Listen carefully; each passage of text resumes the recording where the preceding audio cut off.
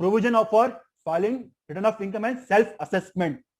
Okay बेटा, exam perspective से 6 to 8 mark के लिए आता है एग्जाम में ये, तो आप ध्यान देंगे अच्छे से। ओके, शुरू करें। इसमें भी बेटा अमेंडमेंट है, तो थोड़ा आश्चर्यचकित रहिएगा। आई थिंक थोड़ा अलर्ट रहिएगा, बेसिकली अलर्ट, नॉट आश्चर्यचकित, alert, be alert.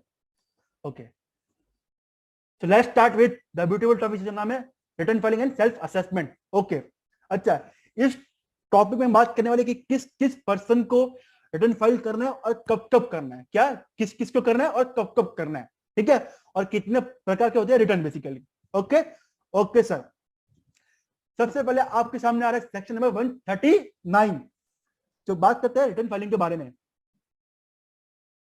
Okay, filing of ROI. अच्छा, अब ये बोलता है कि जो भी कंपनी है और जो भी पार्टनरशिप फर्म है इंक्लूडिंग एलएलपी, कंपनी और पार्टनरशिप फर्म इंक्लूडिंग एलएलपी, इन लोगों को रिटर्न फाइलिंग करना कंपलसरी है, इनके लिए कोई ऑप्शन नहीं है। Yes sir, no? Yes sir.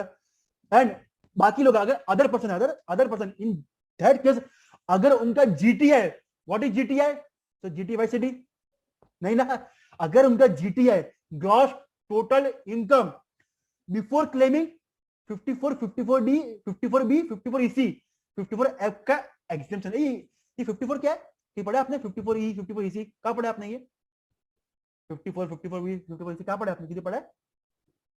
हाँ, यस, मतलब कि अगर आपका gross total income before giving 54, 54B, 54D, 54EC, 54F का एग्जेम्पशन, अगर जीटीआई आपका बेसिक एग्जेम्पशन से ऊपर है, बेसिक एग्जेम्पशन लिमिट के ऊपर है, इन दैट केस आपको रिटर्न फाइलिंग करना अनिवार्य है। समझा बेटा? Yes sir.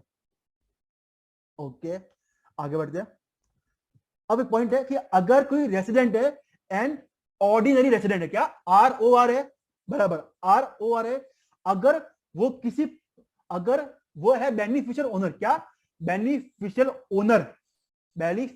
ओनर कोई भी असेट के जो इंडिया के बाहर है, क्या बोला? लेट्स से मैं हूं Deep Jain, CA Deep Jain, I am ROR, yes sir, but India के बाहर लेट्स से यूक्रेन में मेरा घर है, असेट है।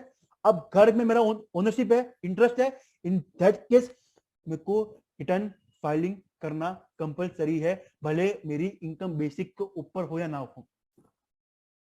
समझा बेटा? Yes, repeat. Okay, repeat. अगर कोई बंदा है ROR, what is ROR?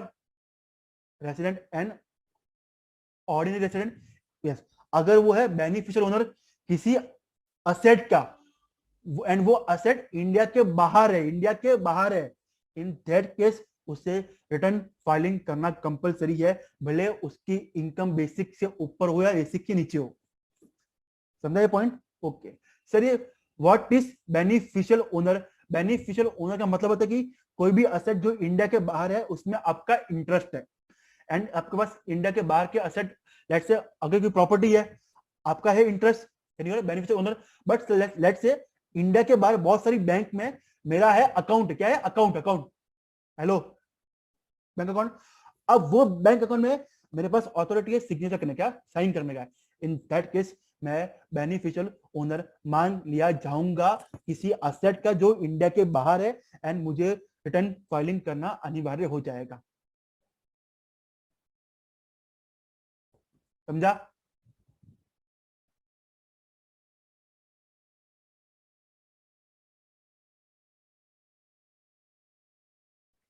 Repeat please. Okay, अब सब सुनिए ध्यान से, प्रॉपर्ली रिपीट कर रहा हूं। कंपनी और पार्टनरशिप फर्म इंक्लूडिंग एलएलपी, इनको रिटर्न फाइलिंग कंपलसरी है, इनके लिए कोई ऑप्शन नहीं है।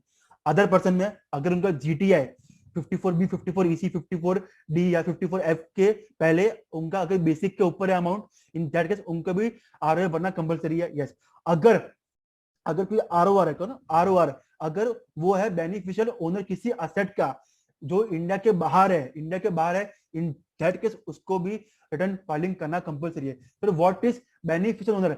बेनिफिशियल ओनर का मतलब होता है कि ऐसा असेट जो इंडिया के बाहर है जिसमें आपका इंटरेस्ट है, या फिर इंडिया के बाहर कोई बैंक अकाउंट है जिसमें आपका ऑथोरिटी है, आपका सिग्नेचर चलता है बेसिकली। यस और नो? Yes sir. परफेक्ट, आगे बढ़े। ओके,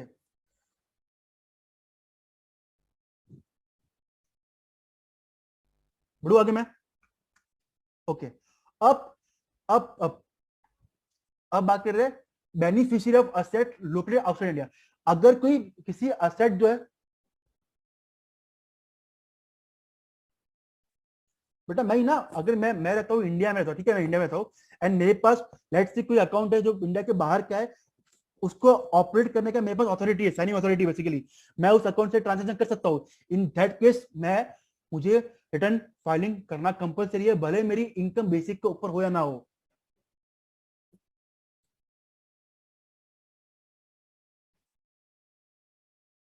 समझा बेटा? ओके, और कोई भी डाउट्स है एक पेज पर लिख दो, 2 बजे बाद डिस्कस करेंगे, ठीक है?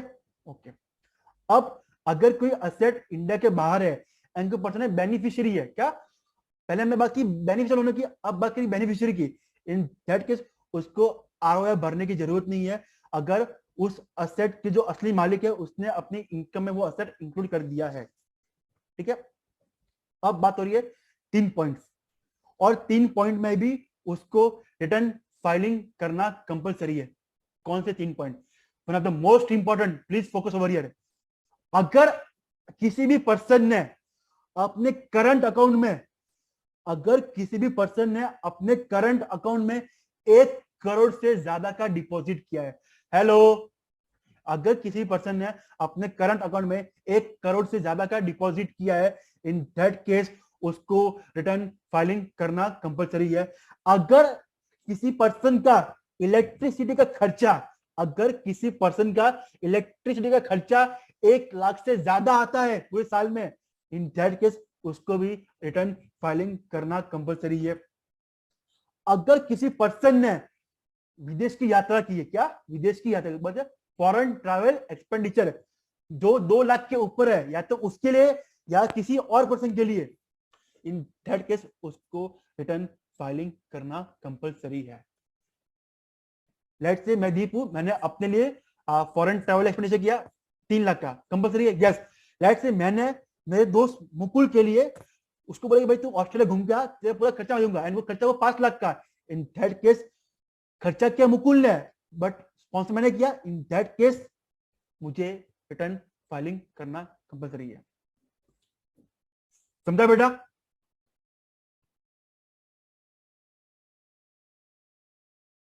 Everybody? Okay, so let me summarize this. Partnership firm company compulsory है, अदर पर्सन अगर जीटीआई बेसिक से ऊपर है तो कंपलसरी है, बराबर बराबर, यस। अगर आपने पूरे साल में 1 करोड़ से ज्यादा का डिपॉजिट किया है करंट अकाउंट में, करंट में नॉट सेविंग, करंट में, कंपलसरी है। अगर आपका इलेक्ट्रिसिटी एक्सपेंडिचर 1 लाख से ऊपर तो कंपलसरी है। अगर आपने फॉरेन ट्रैवल एक्सपेंडिचर किए 2 लाख के ऊपर, या तो खुद के लिए या किसी और के लिए, इन दैट केस आपको रिटर्न फाइलिंग करना कंपलसरी हो जाएगा। यस और नो? Yes sir. सर ये हमको रिटर्न भरना कब है, मतलब क्या डेट क्या है? तो आइए दोस्तों, स्वागत करते हैं सेक्शन 139 सब सेक्शन 1 में, जो ये बोलता है कि आपको रिटर्न कब भरना है, कौन सी तारीख को भरना है, बराबर? यस और नो? अच्छा, सबसे पहले ऐसा असेसी जो जिसको लगता है transfer pricing. Sir transfer pricing क्या है बेटा? फाइनल सी में पूरा चैप्टर है टीपी के ऊपर, वहां समझेगा आपको। अगर कोई पर्सन को लगता है transfer pricing, in that case उसके लिए डेट है 30 नवंबर तक, मतलब उसको असेसमेंट डेट 30 नवंबर तक उसको अपना रिटर्न भरना है। किसको? ऐसा पर्सन जो करता है ट्रांसफर प्राइसिंग ऑडिट। क्या? ट्रांसफर प्राइसिंग ऑडिट, उसको 30 नवंबर तक आरओआई भरना है अपना। यस, बराबर। अच्छा, ऐसी कंपनी, क्या कंपनी है, कौन है कंपनी? कंपनी की डेट है 31 अक्टूबर। अच्छा, ऐसे लोग जिनको करना है ऑडिट, क्या ऑडिट, टैक्स ऑडिट, उनकी डेट क्या है? 31 अक्टूबर। अगर कोई पार्टनरशिप फर्म है जिनको एप्लीकेबल ऑडिट, एंड इसमें जो है वर्किंग पार्टनर है, इन दैट केस वो वर्किंग पार्टनर की भी डेट 31 अक्टूबर हो जाएगी।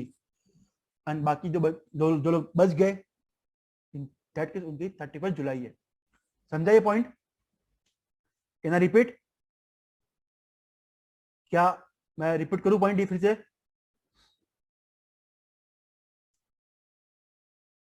ओके देखो बेटा, यहाँ पर 3 पॉइंट है। अगर ऐसे लोग जो जिनको एप्लीकेट TP audit, in that case उनके लिए डेट है 30 नवंबर। कंपनी के लिए डेट है कंपनी कंपनी या फिर ऐसे लोग जो करते हैं ऑडिट या फिर पार्टनरशिप फर्म का वर्किंग पार्टनर जिनको एप्लीकेबल ऑडिट, उनके लिए डेट है 31 अक्टूबर। या फिर एंड जो लोग बच गए अदर एसएससी, उनके लिए डेट है 31 जुलाई। परफेक्ट, अक्टूबर जुलाई, समझा बेटा? ओके अब है section 129 sub section 1C। This is very फालतू, ज्यादा इंपॉर्टेंट भी नहीं है। क्या बोला कि सीजी के पास पावर है कि वो कुछ लोगों को रिटर्न फाइलिंग से एग्जाम कर सकता है। कॉमन सेंस की बात है। अगर एक्ट लाने का पावर आपके पास है तो आप ही बोलोगे ना कि कौन कौन से लोग को रिटर्न फाइलिंग बना कंपल्सरी, किसको नहीं है। तो वही पॉइंट है। देखो क्या है, CG may by notification specify class of person who are exempted from filing. मतलब कि सीजी का पावर है कि वो कुछ लोगों को बोल सकता है कि भाई आप रिटर्न नहीं भरोगे तभी चलेगा, ठीक है, नॉट सो इंपॉर्टेंट। आगे बढ़ते हैं। अब एक पॉइंट है सेक्शन 139 सबसेक्शन 1A। क्या 1A क्या बोलता है कि option to furnish return to employ. ये आपने चीज पढ़ी, सैलरी पढ़ी, सैलरी सैलरी सैलरी सैलरी पढ़ा, सैलरी सैलरी पढ़ा, सैलरी।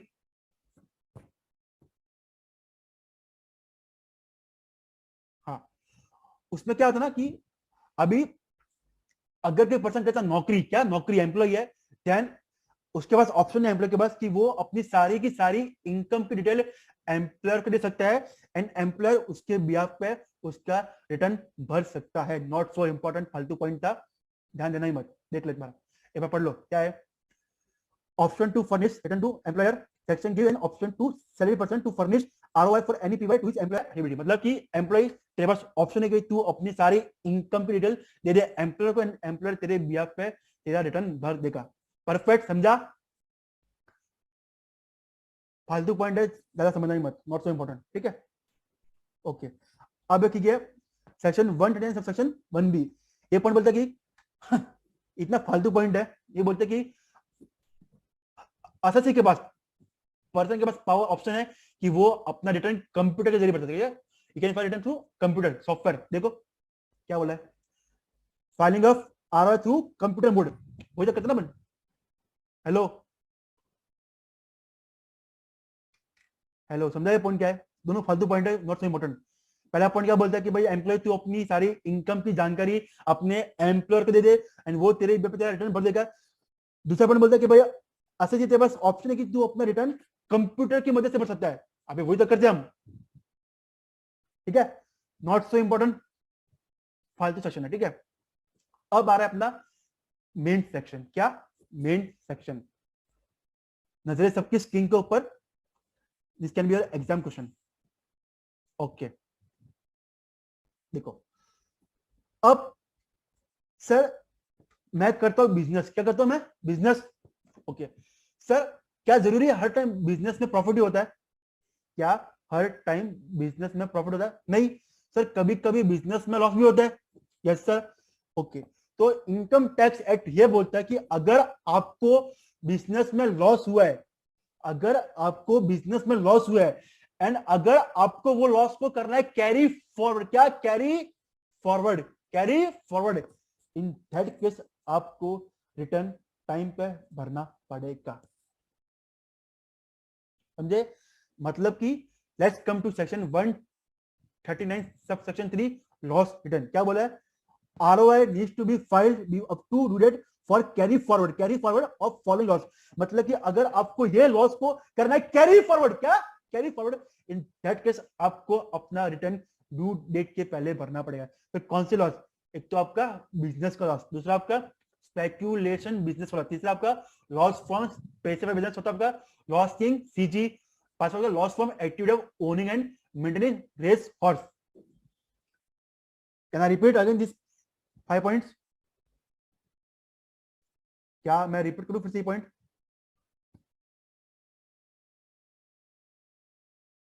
ओके हम बात करें फ्रेंड्स सेक्शन 139 सब सेक्शन 3 की, ठीक है, लॉस रिटर्न की। क्या बोला कि अगर किसी भी पर्सन को ये लॉसेस अगर कैरी फॉरवर्ड करने हैं, इन दैट केस उसको अपना रिटर्न टाइम पे भरना पड़ेगा। कौन सा loss? Business loss, speculation loss, तीसरा लॉस फ्रॉम स्पेसिफिक बिजनेस, चौथा loss from CG, and last में loss from activity of owning and maintaining horses. ठीक है, ओके। अब कुछ दिया नोट्स क्या बोला है? Friends, loss can be set off even if return file after due date. मतलब क्या है कि फ्रेंड्स, हम आपको कैरी फॉरवर्ड करने नहीं देंगे, बट हम आपको सेट ऑफ करने देंगे। मतलब कि अगर आपने रिटर्न लेट फाइल किया, इन दैट केस हम आपको लॉस को कैरी फॉरवर्ड करने नहीं देंगे, बट हम उस लॉस को आपको सेट ऑफ करने दे देंगे। Is that clear? Yes sir. But अगर आपका है लॉस हाउस प्रॉपर्टी, तो अगर आपके ये है दो लॉस, कौन से? हाउस प्रॉपर्टी लॉस एंड दूसरा आपका अनएब्जॉर्ब डेप्रीशिएशन। अगर आपका हाउस प्रॉपर्टी लॉस है और आपका अनएब्जॉर्ब डेप्रीशिएशन है, इन दैट केस अगर आपने रिटर्न अपना लेट भी फाइल किया है, आपको कैरी फॉरवर्ड करने मिल जाएगा। Is that clear? Is that clear? बच्चा नहीं है पर बोलो, क्लियर है? ओके। अब एक पॉइंट है कि अगर अगर अगर आपको अपने लॉस को करना है कैरी फॉरवर्ड, बट आपने रिटर्न लेट भरा, इन दैट केस आप डिपार्टमेंट के कुछ ऑफिसर को रिक्वेस्ट करके आप कैरी फॉरवर्ड कर सकते हो, अगर आपके रीजन जेन्युइन थे।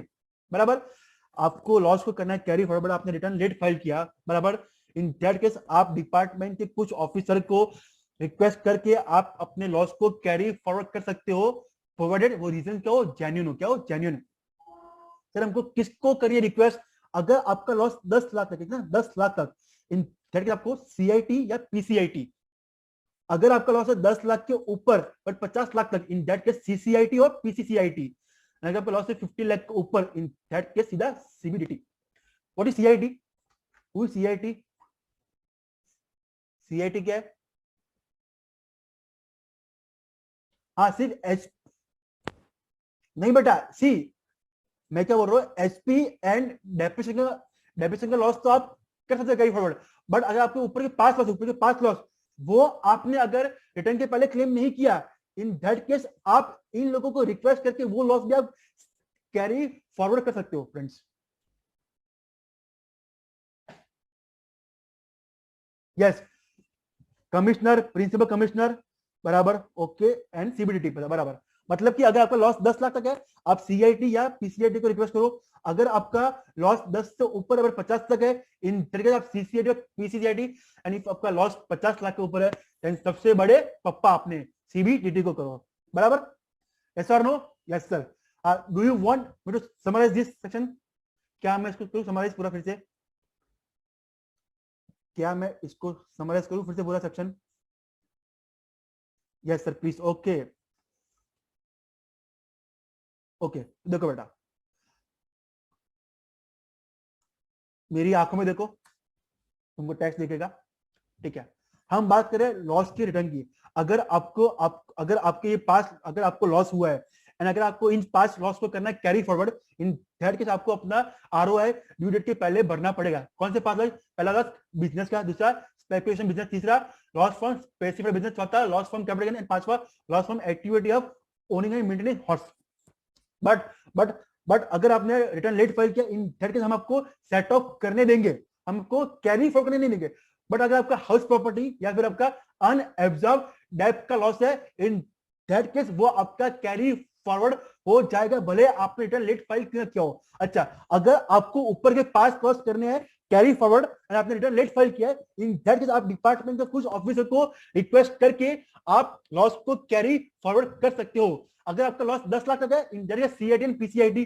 अगर 10 लाख के ऊपर है, 50 लाख है, in that case CCIT PCIT, and 50 lakh के ऊपर इन that case CBDT. Perfect,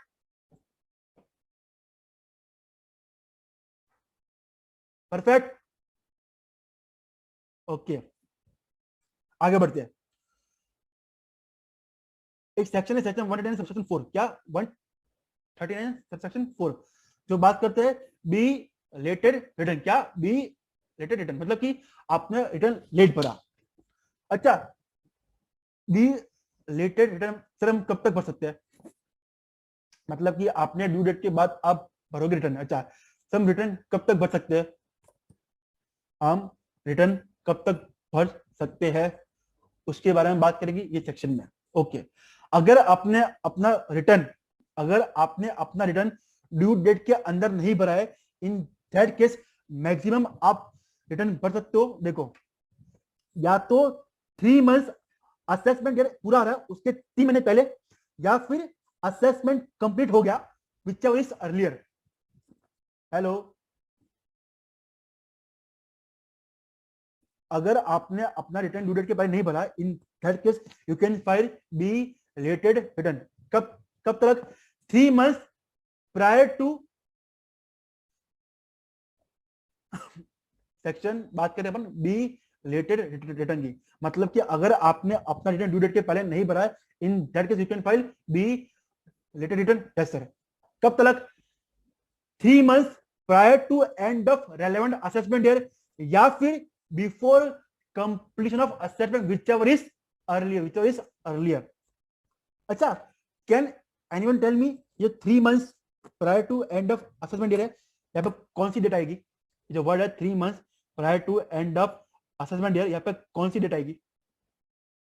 yes Raksha, 31 दिसंबर। Perfect perfect perfect perfect perfect perfect, बराबर। मतलब कि सिंपल बात, या तो 31 दिसंबर या फिर before completion of assessment which is earlier. Perfect perfect, yes yes, lovely. Okay, अच्छा, अगर आपने अपना रिटर्न लेट फाइल किया, उसके क्या नुकसान होंगे? सर, पहला नुकसान, हम आपको लॉसेस को कैरी फॉरवर्ड करने नहीं देंगे, हमने पढ़ा ऊपर। यस, साथ में जो भी है चैप्टर 6 से, क्या चैप्टर 6 से डिडक्शन, वो भी हम आपको नहीं देंगे, वो वाले जो इनकम बेस्ड है। कौन से? Income based. एक can anyone tell me income based deduction कौन से होते हैं? Income based deduction, income based, can anyone tell me what is income based deduction? आपने डिडक्शन पढ़े होंगे।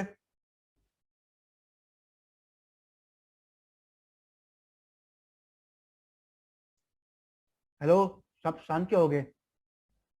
ऐसे याद नहीं है सर। प्रीमियम, बेटा प्रीमियम थोड़ी इनकम बेस्ड है, प्रीमियम तो आप सैलरी।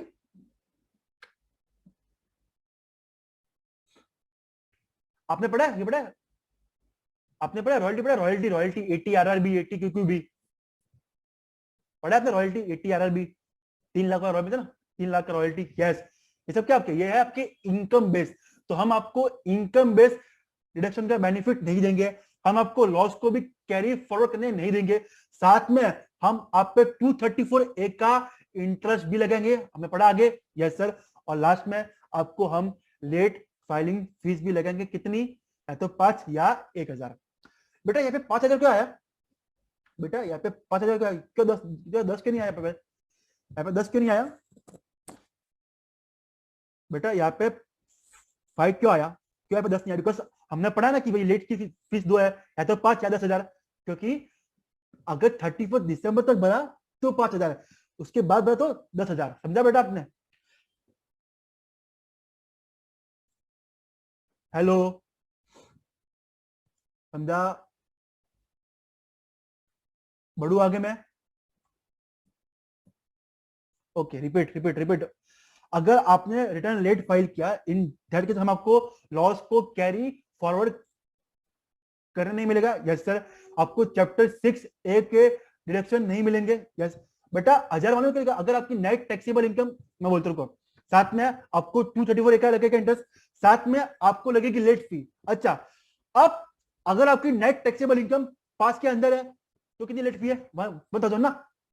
अगर आपकी इनकम नेट टैक्सेबल इनकम पास के अंदर है तो कितनी लगेगी? 5 लाख के अंदर तो 1000, एंड पास के ऊपर है तो कितनी? या तो 5 या 10। अच्छा, 10 कब लगती है? 31 दिसंबर के बाद ना, 31 तक तो पास लगती है।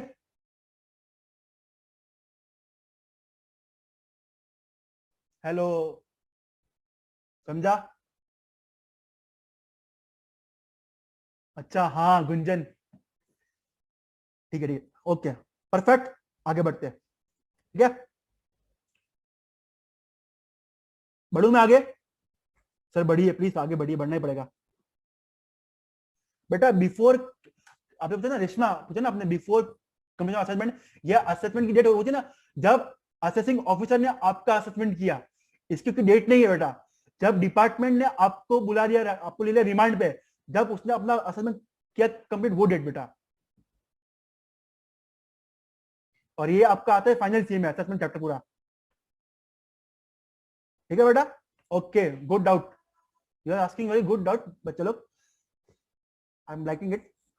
थोड़ा अभी फास्ट करना पड़ेगा अपने को।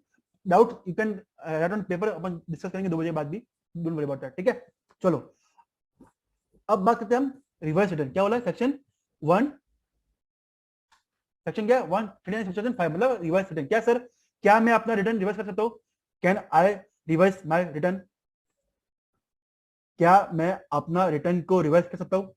Yes sir. कब तक, कितनी बार, कितनी बार सर? बार बार, हर बार, लगातार, जितनी बार चाहो आप उतनी बार कर सकते हो। अच्छा, कब तक मैं अपना रिटर्न रिवर्स कर सकता हूं? टाइम लिमिट, टाइम लिमिट क्या है? सेम लिमिट जो आपने ऊपर पढ़ी है, 3 months prior to end of assessment year. Screen नहीं आ रही है? आई थिंक आ रही है स्क्रीन सबको, आई थिंक आ रही है ना? हाँ, रिवाइज रिटर्न फाइल करने की टाइम लिमिट क्या है? या तो जो टाइम लिमिट जो आपने पढ़ी ना ऊपर, ऊपर सेम है, 3 months prior to end of assessment year, या फिर असेसमेंट जब कंप्लीट हुआ तब विच एवर इज अर्लियर। देखो बेटा, 3 मंथ्स बराबर and before assessment complete which ever is earlier. समझा बेटा? ओके, अब 2 पॉइंट्स यहाँ पे, आप कितनी बार भी रिटर्न को रिवाइज कर सकते हो, अनलिमिटेड। एंड जब आपने रिटर्न को रिवाइज किया, आप कहते थे ना ओरिजिनल रिटर्न, वो समाप्त हो जाएगा एंड उसके बदले आपका रिवाइज रिटर्न उसकी जगह ले लेगा। Clear? Done? Is that clear बेटा? आगे बढ़ू मैं? कोई डाउट, कोई शक, कोई शंका? नहीं, ओके। अब बात करते हैं, yes move, we are moving Reshma, yes we are moving. अब बात करेंगे हम section 139 subsection 9, defective return. Uh what is defective? मतलब कि आपका करंट डिफेक्ट का मतलब क्या होता है? डिफेक्टिव का मतलब क्या होता है? बोलो जरा बोलो, चैट बॉक्स आपके लिए है बेटा। हाँ, मतलब कि आपने रिटर्न फाइल किया, उसमें मिस्टेक किया, उसमें कुछ एरर है एंड आपने वो एरर को अब तक रेक्टिफाई नहीं किया, उसको बोलता है डिफेक्टिव रिटर्न। अच्छा, अब तरीके से फाइल नहीं किया, बराबर है। अब सेक्शन 1, अब यहां पे लिखा कि कब हम आपके आईटीआर को डिफेक्टिव मानेंगे। Return shall be considered as defective if, या तो आपने रिटर्न को प्रॉपर्ली फॉर्म में फाइल नहीं किया, या फिर आपने टैक्स का प्रूफ नहीं दिया कि आपने टैक्स भरा है, या फिर आपने ऑडिट तो किया, आपने वो ऑडिट की रिपोर्ट नहीं दी। अच्छा, मैं can I ask one question? Can I ask one question?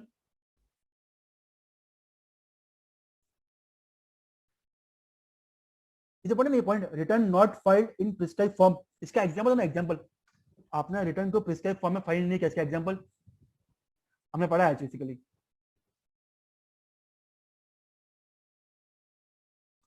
Return आपने प्रिस्क्राइब फॉर्म में फाइल नहीं किया, इसका एग्जांपल मैं बोलूं? Not be related, books of accounts की detail missing, okay, that can be consider, बराबर।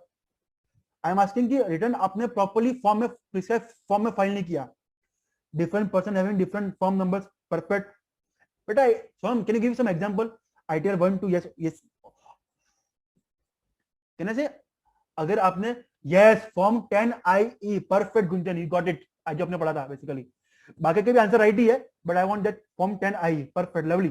यस, आपने अल्टरनेट टैक्स रिजिम को अप्लाई किया 115 BAC, बट आपने फॉर्म 10 I के लिए अप्लाई किया ही नहीं, इसमें आपने भरा ही नहीं।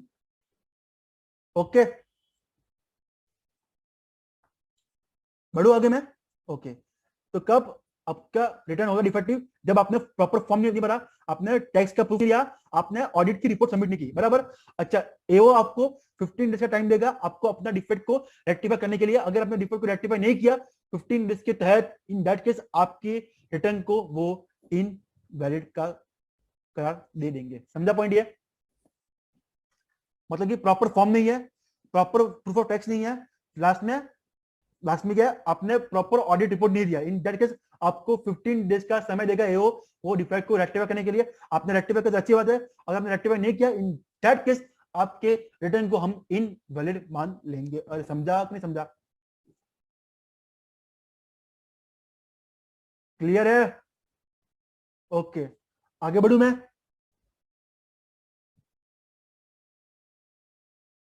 ओके, अब हम बात करेंगे आपके आधार वाले पॉइंट पे। क्या? सेक्शन 110 वाले आधार नंबर, बहुत फालतू पॉइंट है, पता नहीं क्यों रखा है यहाँ पे। ठीक है, देखो क्या बोला है, every person eligible to obtain Aadhaar number must mandatory code Aadhaar number in. मतलब कि भाई जो भी पर्सन भारत में आधार लेने के लिए एलिजिबल है उसको अपना आधार नंबर कोड करना पड़ेगा। कहाँ पे कोड करना पड़ेगा? जब आपने पैन के लिए किया एप्लीकेशन, बराबर, या फिर जब आपने अपना आरओआई भरा है। मतलब कि अगर आपके पास आधार कार्ड नंबर है, इन दैट केस आपको पैन का एप्लीकेशन करते हुए आपको आधार नंबर देना है। साथ में जब आप अपना आईटीआर भरे तभी भी आपको आपका आधार नंबर कोड करना है। सर अगर मेरे पास आधार नंबर नहीं है तो इन करके आपको आपको एक होता है ना आईडी, एनुअल आईडी आपको वो देनी पड़ेगी बेसिकली, बराबर। यस सर, अगर किसी पर्सन के पास 1 जुलाई को आधार नंबर था, क्या अगर किसी पर्सन के पास, सॉरी समझा पॉइंट ये क्या बोल रहा हूं मैं, अगर कोई भी पर्सन इंडिया में आधार के लिए एलिजिबल है, इन दैट केस जब वो पैन के लिए कर रहा है अप्लाई, इन उस समय उसको अपना आधार नंबर देना पड़ेगा, या फिर जब वो आईटीआर भर रहा है उस समय उसको अपना आधार नंबर कोड करना पड़ेगा, बराबर। तो अगर आधार नंबर नहीं है तो आपको देना पड़ेगा आपका एनरोलमेंट आईडी। अगर अगर अगर किसी पर्सन के पास 1 जुलाई 2017 को पैन नंबर था, उसको इन दैट केस उसको अपने आधार को उसके पैन से लिंक करना पड़ेगा, बराबर। कब तक? जब तक सरकार नहीं बोलती है, सही, जब तक सरकार ने टाइम दिया तब तक। अच्छा, करंट टाइम क्या आधार को लिंक करने की? करंट टाइम लिमिट क्या, मैक्सिमम टाइम लिमिट आधार को लिंक करने की?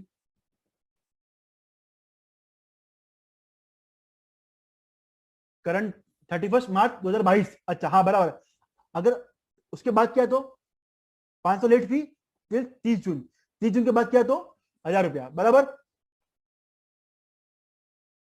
Perfect perfect, lovely lovely. ये कितना 1000, इतना 1000, सुपर। ओके, आगे बढ़ते हैं, बराबर। यस, अब देयर आर सडन एक्सेप्शन, मतलब किन लोगों को आधार के लिए अप्लाई नहीं करना है।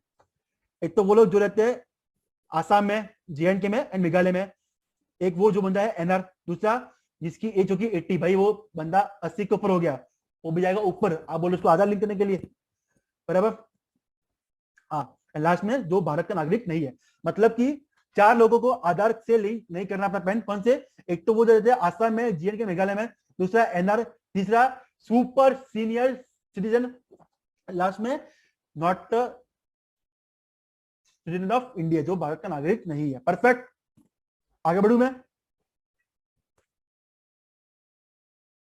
बढ़े आगे बेटा। Hello hello. ओके, अब हम बात करेंगे सर, आपने बोला कि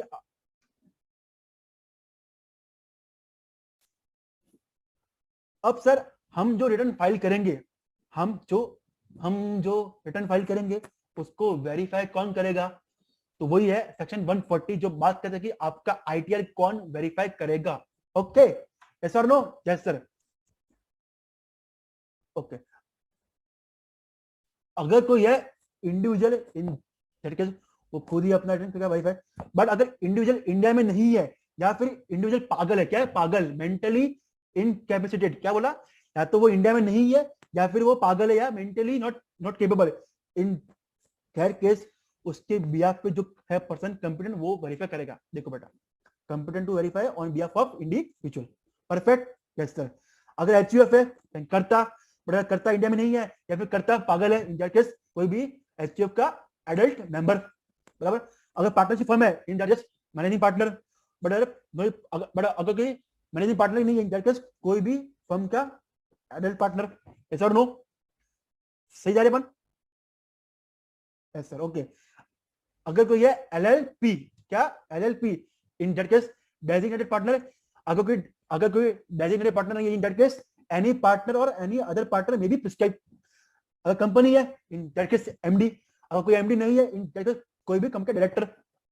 अगर कंपनी है लिक्विडेशन, कब है? लिक्विडेशन में, इन दैट केस कौन करेगा? लिक्विडेटर।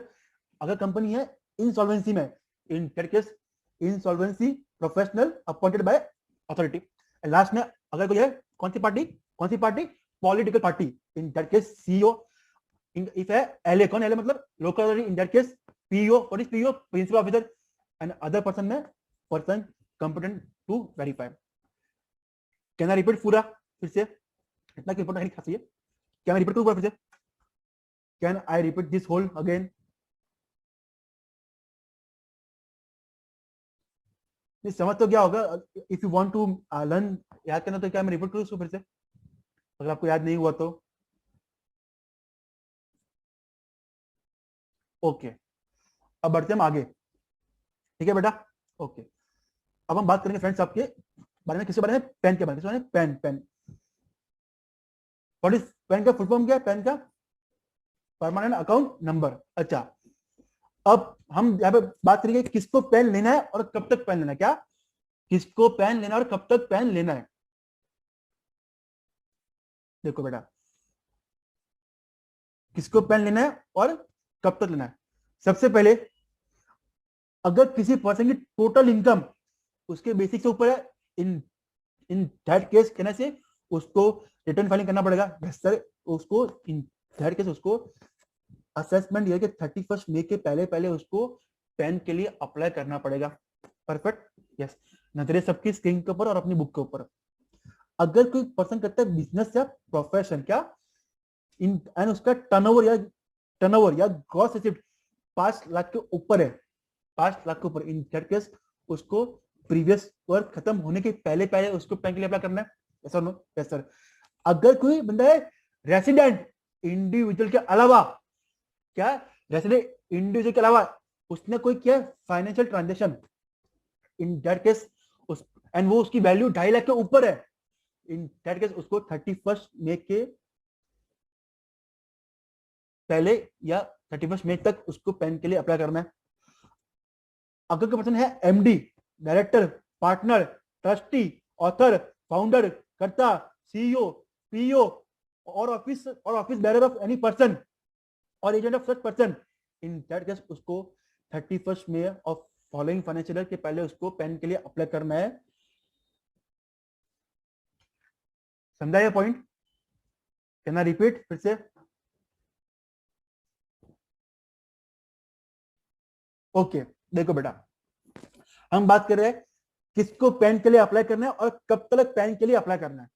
अगर कोई पर्सन है जिसकी टोटल इनकम उसके बेसिक से ऊपर है, इन दैट केस उसको असेसमेंट ईयर के 31 मई तक उसको पेन के लिए अप्लाई करना है। Yes sir. अगर कोई पर्सन करता है बिजनेस या प्रोफेशन एंड उसका टर्नओवर या ग्रॉस रिसीट 5 लाख या उससे ऊपर है प्रीवियस ईयर में, इन दैट केस उसको प्रीवियस ईयर समाप्त होने के पहले पहले उसको पेन के लिए अप्लाई करना है। बराबर। अगर कोई बंदा है रेसिडेंट एंड उसने कोई किया फाइनेंशियल ट्रांजेक्शन इसकी वैल्यू 2.5 लाख के ऊपर है, इन दैट केस उसको 31 मई के पहले पहले या 31 May of following financial year तक उसको पेन के लिए अप्लाई करना है। लास्ट में आते हैं आपका MD, partner, director, author, trustee, founder, कर्ता, पीओ और सीईओ, उनको फॉलोइंग फाइनेंशियल ईयर के 31 मई तक उसको पेन के लिए अप्लाई करना है। समझा?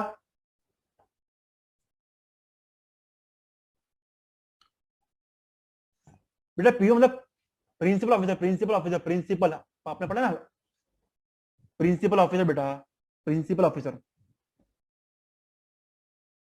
ओके, आगे बढ़े अपन।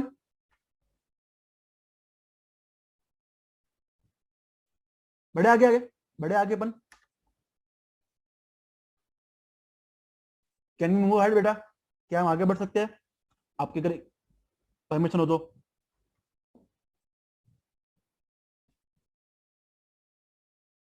ओके, अब आपने पेन के लिए अप्लाई किया, आपको पेन मिल भी गया।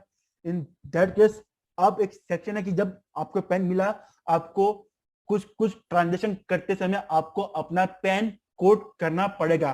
क्या? आप जब भी कोई भी ऐसे ट्रांजेक्शन करोगे, कैसे? ऐसे देखेंगे, इन दैट केस आपको अपना पेन कोड करना पड़ेगा। सर कब? आइए दोस्तों देखते हैं कौन कौन से ट्रांजेक्शन पे आपको अपना पेन कोड करना अनिवार्य है। ओके, आओ सबसे पहले, या तो आप कोई सिक्योरिटी खरीद रहे हो या बेच रहे हो, क्या परचेज सेल करो और उसकी वैल्यू 1 लाख के ऊपर है, इन दैट केस आपको पैन कोड करना पड़ेगा। या फिर आपने अनलिस्टेड सिक्योरिटी खरीदी है ओपन मार्केट से, उसकी वैल्यू 1 लाख के ऊपर है, तभी भी आपको पैन को कोड करना है, बराबर। या फिर आपने किसी म्यूचुअल फंड को पेमेंट किया है, आपने उसकी यूनिट खरीदे, आपने किसी म्यूचुअल फंड की यूनिट परचेस की है जिनकी वैल्यू 50K के ऊपर, 50 के ऊपर है, आपको अपना पैन कोड करना पड़ेगा। या फिर आपने कोई डिबेंचर या बॉन्ड खरीदी है, आरबीआई का बॉन्ड खरीदी है जिनकी वैल्यू 50 के ऊपर है, आपको पैन कोड करना पड़ेगा। या फिर आपने कोई अदर गुड्स और सर्विस खरीदे है एंड उसकी वैल्यू 2 लाख के ऊपर है, आपको अपना पैन कोड करना पड़ेगा। या फिर आपने कोई मोटर व्हीकल परचेज किया, खरीदा है, परचेज या आपने बेचा है एंड उसकी वैल्यू, यहाँ पे वैल्यू नहीं है बेटा, मोटर व्हीकल के केस में वैल्यू नहीं है। मोटर व्हीकल अगर आपने खरीदा है, बेचा है, आपको पैन कोड करना ही पड़ेगा, भले उसकी वैल्यू 10 रुपया हो या 10 लाख हो, ठीक है बेटा। वो डिफरेंट कलर, ओके, यस। या फिर अगर आपने कोई होटल या रेस्टोरेंट के बिल दिए, उनकी वैल्यू 50,000 के ऊपर है, 50 के ऊपर, बट 50 के ऊपर कैश में दिया है, क्या कैश में, ऊपर कैश नहीं था, ऊपर भले आपने चेक से भी कितना दिया हुआ है। यहाँ पे अगर आपने होटल या रेस्टोरेंट के बिल दिए है जो 50,000 के ऊपर है, वो भी कैश में, इन दैट केस आपको अपना पैन कोड करना पड़ेगा, बराबर। Yes sir. अगर आपने कोई फॉरेन करेंसी परचेज किया है, डॉलर पाउंड वगैरह, एंड आपने पेमेंट किया 50K के ऊपर, वो भी कैश में, आपको अपना पैन कोड करना पड़ेगा। अगर आपने लाइफ इंश्योरेंस प्रीमियम पे किया है 50,000 के ऊपर, आपको अपना पैन कोड करना पड़ेगा। बेटा यहाँ पे कैश नहीं है, देखा, परफेक्ट। अब या आपने अपना डीमेट अकाउंट ओपन किया, डीमेट अकाउंट, आपको पैन ओपन करना पड़ेगा, कोई लिमिट नहीं है। अगर आपने अपना अकाउंट ओपन किया अदर देन टाइम डिपॉजिट, मतलब आपने एफडी वगैरह छोड़ के दूसरा अकाउंट ओपन किया है लाइक सेविंग वगैरह, आपको अपना पैन कोड करना पड़ेगा। अगर आपने डेबिट या क्रेडिट के लिए अप्लाई किया, आपको अपना पैन कोड करना पड़ेगा। अगर आपने बैंक में कैश का डिपॉजिट किया, कैश का डिपॉजिट आपको पैन तभी कोड करना है जब आपने सिंगल डे में 50K के ऊपर डिपॉजिट किया है, बराबर। या फिर आपने बैंक से कोई चेक या ड्राफ्ट लिया 50K के ऊपर, आपको पैन कोड करना है। या फिर आपने टाइम डिपॉजिट लिया किसी कोऑपरेटिव बैंक, किसी एनबीएफसी से, इसकी वैल्यू या तो 50 के ऊपर है या फिर पूरे साल में 5 लाख के ऊपर है, या तो एट अ टाइम 50,000 या फिर पूरे साल में 5 लाख के ऊपर है, आपको अपना पैन कोड करना पड़ेगा। एंड अगर आपने प्रीपेड पेमेंट इंस्ट्रूमेंट बेसिकली होते ना, क्या टोटल पेमेंट और प्रीपेड पेमेंट इंस्ट्रूमेंट, अगर वो 50,000 के ऊपर है, भले वो कैश से हो, ड्राफ्ट से हो या अकाउंट पे चेक से हो, आपको अपना पैन कोड करना पड़ेगा। क्या ये बात समझी, क्या समझी?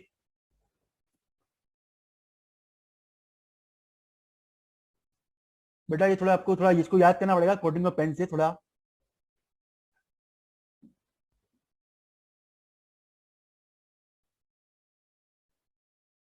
समझा?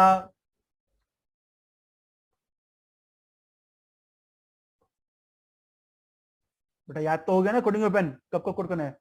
जैसे आपको एटलीस्ट 7 से 8 आइटम तो याद होगी आपको कब कब आपको पेन कोड करना है। Yes sir, okay. अब हम बात करेंगे फ्रेंड्स आपके, फिर से आएंगे आधार पे, किस पे आएंगे, आधार कार्ड पे।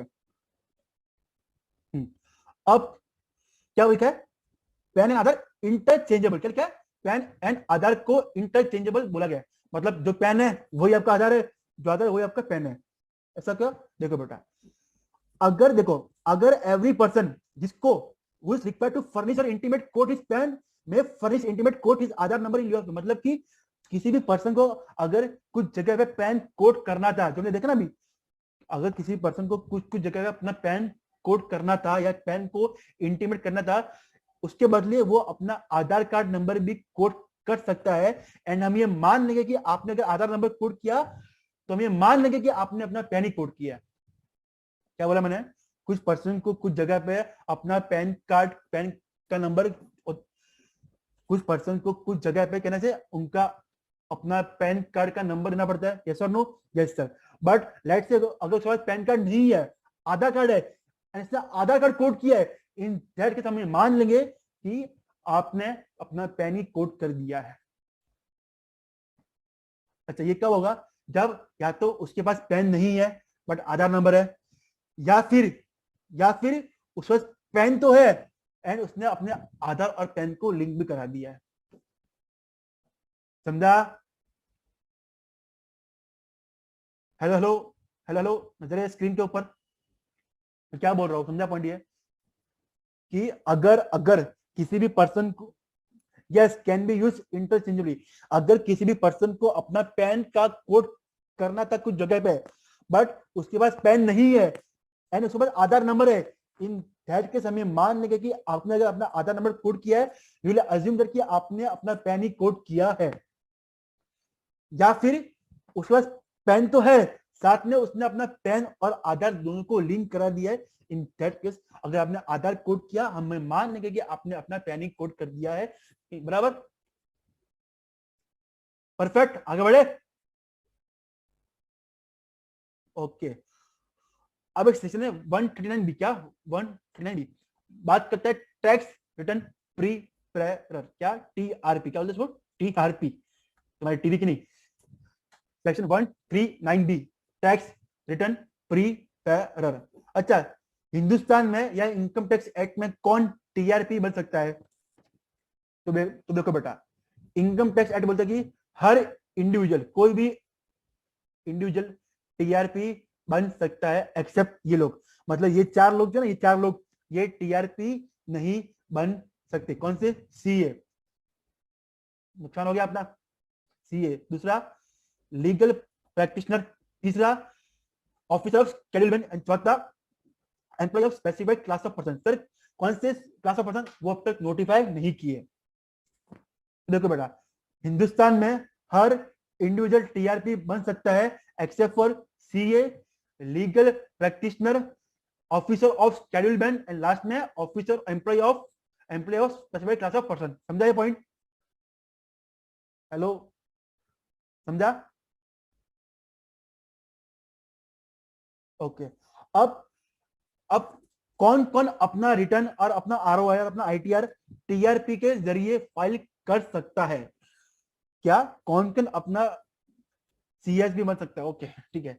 कौन कौन अपना रिटर्न टीआरपी के जरिए फाइल कर सकता है? बोले कि हर इंडिविजुअल और हर एचयूएफ, मतलब कोई भी इंडिविजुअल, कोई भी एचयूएफ हो, वो अपना रिटर्न टीआरपी के माध्यम से फाइल कर सकता है एक्सेप्ट, मतलब इंडिविजुअल अलाउड है, एचयूएफ भी अलाउड है, बट कंपनी या फिर ऐसे लोग जो करते हैं ऑडिट, जिनका होता है ऑडिट 44 एडी में या फिर दूसरे लॉ में, इन दैट केस उनको टीआरपी के जरिए रिटर्न फाइल नहीं करना है।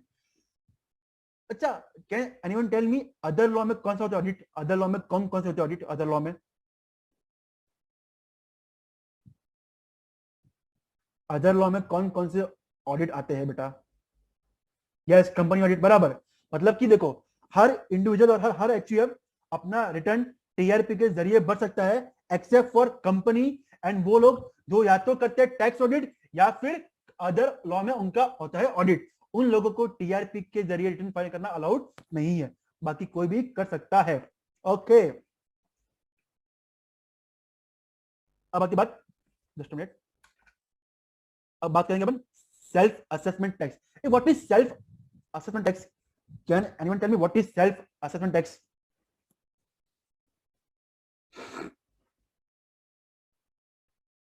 What is self assessment tax? क्या होता है बेटा?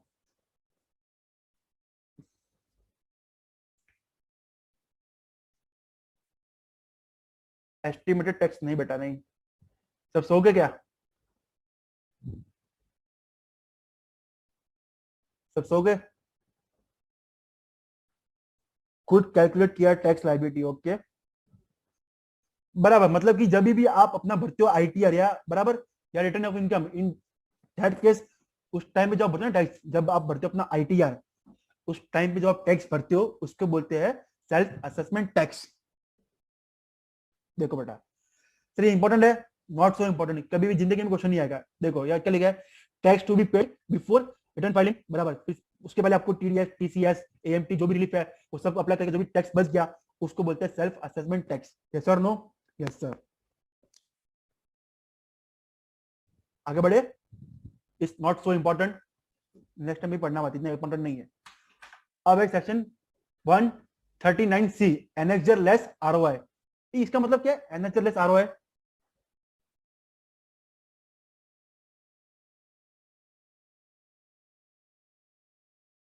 एनेक्जर लेस आरओआई मतलब कि सीबीडीटी यानी कि central board of direct taxes power है कि वो कुछ लोगों को स्पेसिफाई कर सकती है जिनको अपना tax audit report other document कोई भी देने की जरूरत नहीं है, वो they can do E filing. What they can do? They can do E filing. What is E filing? E filing मतलब वो अपना रिटर्न ऑनलाइन भर के सब काम चला सकते हैं, उनको कोई भी अलग से सर्टिफिकेट, डॉक्यूमेंट, ऑडिट रिपोर्ट देने की कोई जरूरत नहीं है।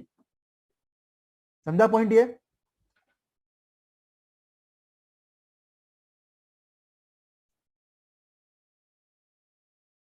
सब सो गए ब्रेक के बाद?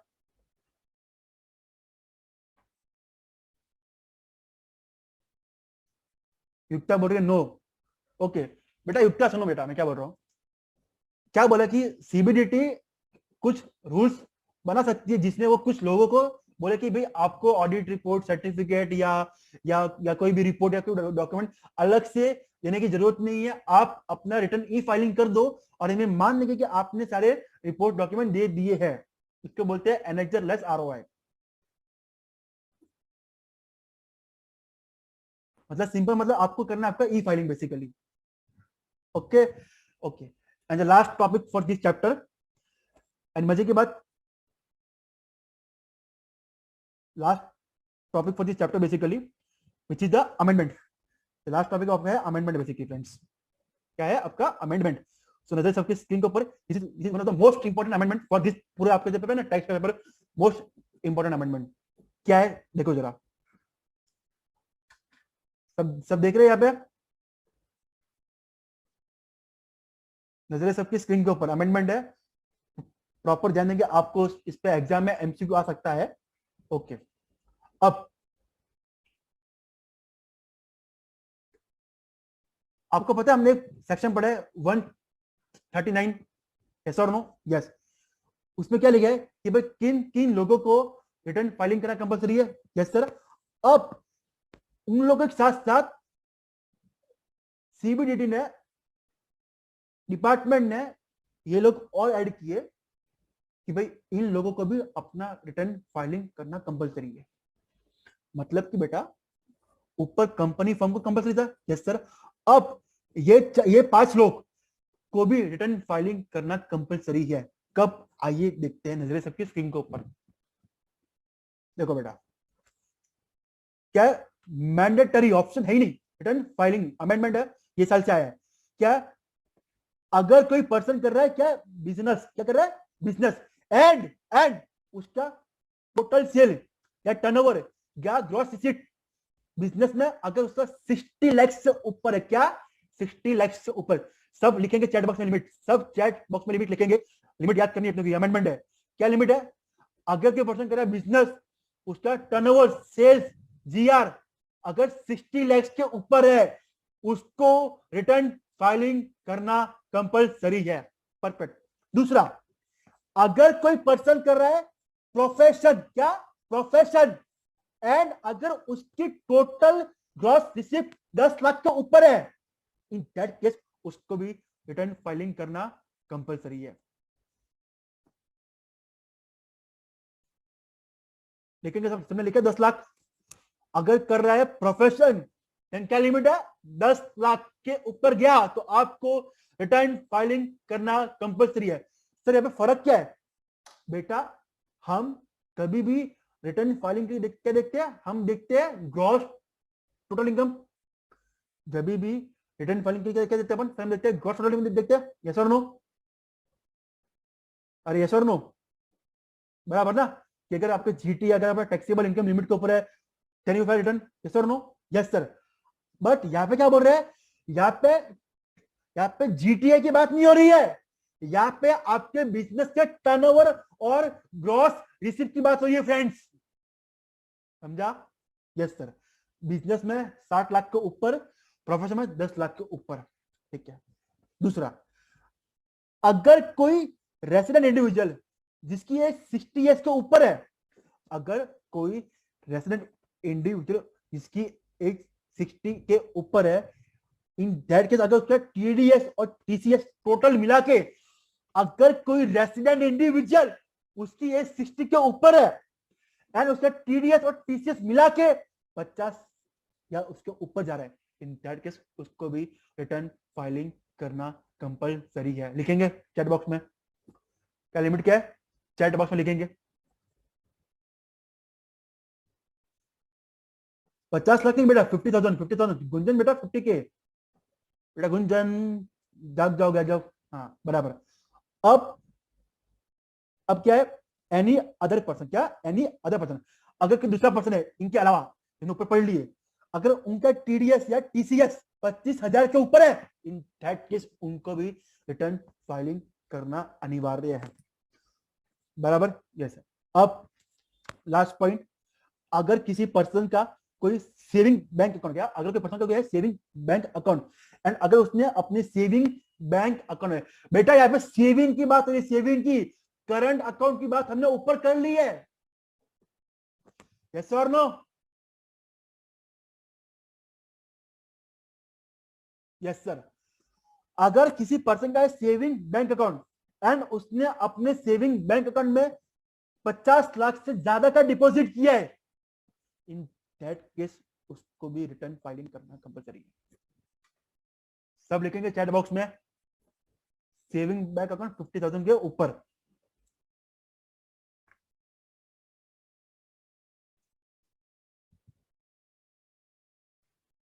अगर 50 से कम है तो जीएसटी, बेटा यहाँ पे जीएसटी कैसे आ गया, रेशमा यहाँ पे जीएसटी का क्या बात कर रहे हो, समझा नहीं मेरे को।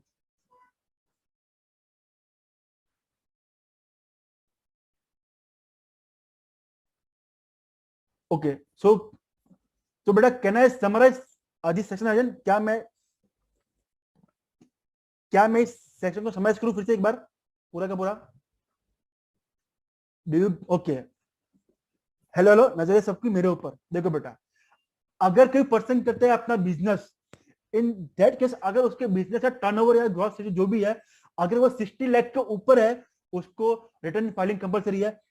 अगर पर्सन कहता है प्रोफेशन, अगर उसका 10 लाख के ऊपर है जीआर ग्रॉस, उसको भी रिटर्न फाइलिंग कंपलसरी है। अगर कोई पर्सन है रेसिडेंट इंडिविजुअल जिसकी एज 60 या उसके ऊपर है, इन दैट केस अगर उसका टीडीएस और टीसीएस 50,000 या उससे ऊपर है, उसको भी कंपलसरी है। एंड अदर केस में 25 से ऊपर तो भी उसको भी कंपलसरी है। एंड अगर किसी पर्सन का सेविंग बैंक अकाउंट है एंड उसमें उसका डिपॉजिट 50 लाख के ऊपर है या 50 लाख से या उससे ऊपर है, इन दैट केस उनको भी कंपलसरी है रिटर्न फाइलिंग करना। समझा फ्रेंड्स?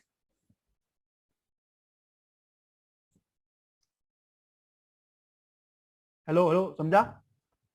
ओके, तो यहाँ पे आपका रिटर्न फाइलिंग का चैप्टर होता है पूरा complete basically. Come to index, index पाएंगे एक बार,